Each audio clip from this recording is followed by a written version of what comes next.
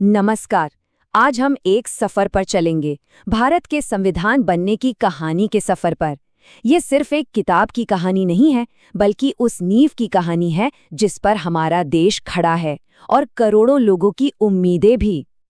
तो चलिए देखते हैं कि आज इस कहानी में हम किन किन अहम पड़ावों से गुजरने वाले हैं। सबसे पहले बिल्कुल बेसिक सवाल से शुरू करते हैं। आखिर किसी भी देश को एक संविधान की जरूरत ही क्यों पड़ती है? क्या है ये?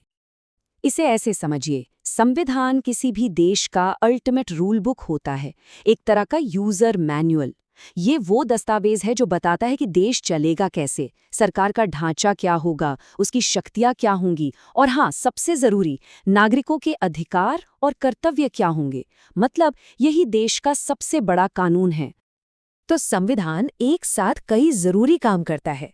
ये सरकार की रूपरेखा तय करता है, नागरिकों के मौलिक अधिकारों को बचाता है, और एक बहुत ही जरूरी काम करता है, ये सरकार की शक्तियों पर लगाम लगाता है, ताकि कोई भी तानाशाही ना कर सके।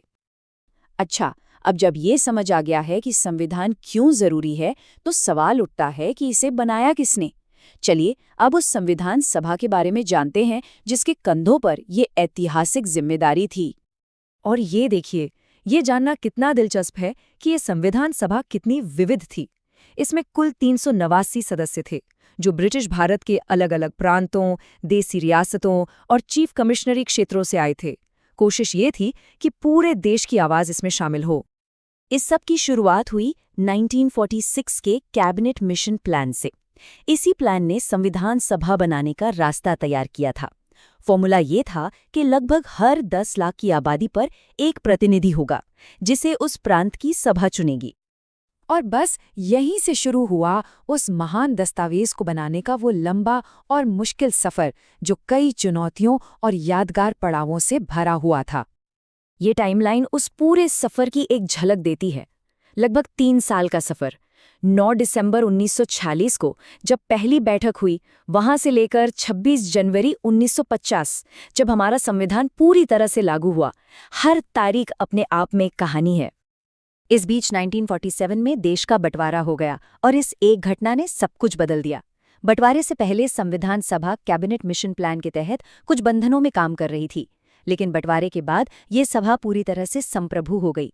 मतलब अब वो अपनी मर्जी से जैसा चाहे वैसा संविधान बनाने के लिए आजाद थी। 2 साल, 11 महीने और 18 दिन, ये सिर्फ एक आंकड़ा नहीं है। जरा सोचिए, इतना लंबा समय, इतनी बहसें, इतनी मेहनत एक ऐसे दस्तावेज को लिखने में लगी जो आने वाली पीढ़ियों का भविष्य तय करने वाला था। ये हमारे संविधान निर्माताओं के समर्पण को दिखाता है। और इस पूरी प्रक्रिया का सबसे अहम मोड़ था प्रारूप समिति, यानी ड्राफ्टिंग कमेटी का गठन। Doctor B.R. अम्बेडकर की अध्यक्षता में बनी इसी समिति ने सभा में हुई तमाम बहसों और विचारों को एक व्यवस्थित कानूनी दस्तावेज की शक्ल दी।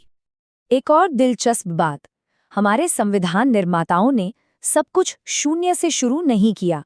उन्होंने दुनिया के कई बड़े संविधानों को पढ़ा, परखा, और वहां से जो भी बेहतरीन विचार मिले, उन्हें भारतीय जरूरतों के हिसाब से अपनाया। ये देखिए, हमारा संविधान एक तरह से एक ग्लोबल ब्लूप्रिंट है। हमने ब्रिटेन से संसदीय प्रणाली का आइडिया लिया, अमेरिका से मौलिक अधिकार लिए, और आयरलैंड से राज्य के नीति निर्देशक सिद्धांत। लेकिन कमाल की बात यह है कि हर चीज को कॉपी पेस्ट नहीं किया गया, बल्कि उसे भारत की मिट्टी के हिसाब से ढाला गया। और अब आखिर में बात करते हैं संविधान की आत्मा की, उसकी प्रस्तावना की। ये वो हिस्सा है जो पूरे संविधान का सार, उसका दर्शन कुछ ही शब्दों में बता देता है। हम, भारत के लोग, ये शुरुआत के सिर्फ कुछ शब्द नहीं हैं, ये एक ऐलान है। ये ऐलान के इस संविधान को ताकत कहीं और से नहीं, बल्कि सीधे भारत के लोगों से मिलती है। प्रस्तावना में 4 बड़े लक्ष्य रखे गए हैं: न्याय, स्वतंत्रता, समानता और बंधुता। यही वो 4 स्तंभ हैं जिन पर एक ऐसे भारत की कल्पना की गई जिसका सपना हमारे स्वतंत्रता सेनानियों ने देखा था। और ये 5 शब्द बताते हैं कि भारत देश का चरित्र कैसा होगा। संप्रभु, यानी अपने फैसले खुद लेने वाला। समाजवादी, यानी सामाजिक बराबरी का लक्ष्य। धर्मनिरपेक्ष, यानी सभी धर्मों का बराबर सम्मान। लोकतांत्रिक, यानी लोगों का शासन। और गणराज्य, यानी देश का प्रमुख चुना हुआ व्यक्ति होगा, कोई राजा रानी नहीं। तो संविधान का बनना सिर्फ एक गुजरे हुए कल की घटना नहीं है, ये एक जिंदा दस्तावेज है, एक विरासत है। और ये हमें एक अहम सवाल के साथ छोड़ जाता है कि 75 साल बाद आज क्या ये संविधान हमारे रोजमर्रा के जीवन और भविष्य के सपनों को उसी तरह से दिशा दे पा रहा है जैसी कल्पना इसे बनाने वालों ने की थी। ये सवाल सोचने वाला है।